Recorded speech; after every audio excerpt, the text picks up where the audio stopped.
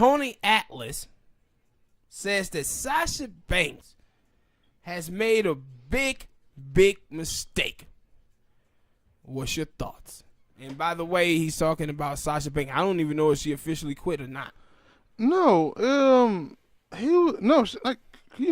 she tried to quit, but they told her to go home, and at first I was thinking that, I still kind of part of me still think it's a storyline, but if it's not, okay, because I know they had plans for her at Money in the Bank, and she still is no show, and I think Dave Muska came out and was like, she planned on sending out the rest of her contract, and I remember I didn't say it on the show, but I think she signed a multi-year deal recently. Mm-hmm. So that means she might be on like a 2 or 3 year deal, and she planning on sending out her next 2 or 3 years.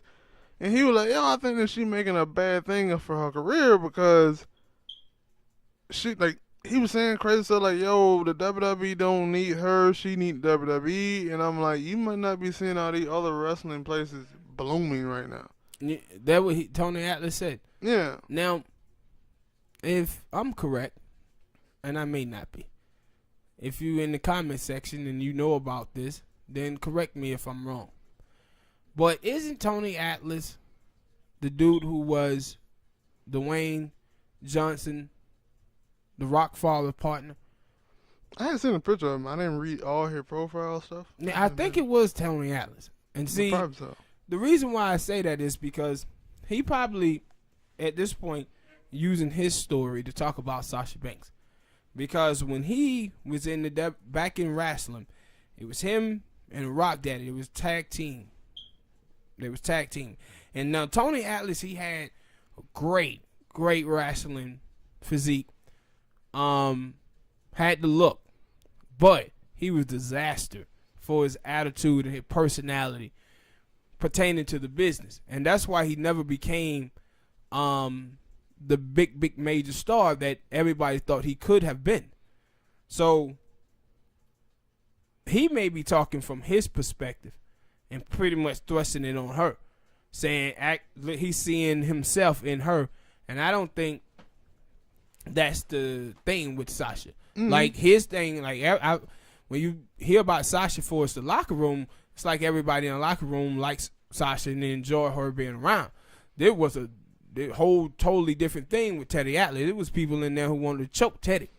I mean, Tony. It was people who wanted to choke him up in there. They didn't like him. Because he was like, this going to hurt her career because even when she does possibly come back, she's going to job. They're going to have her at the bottom of the totem pole. I was like, she was kind of already there. See, he's talking from his perspective because that's what they did to him.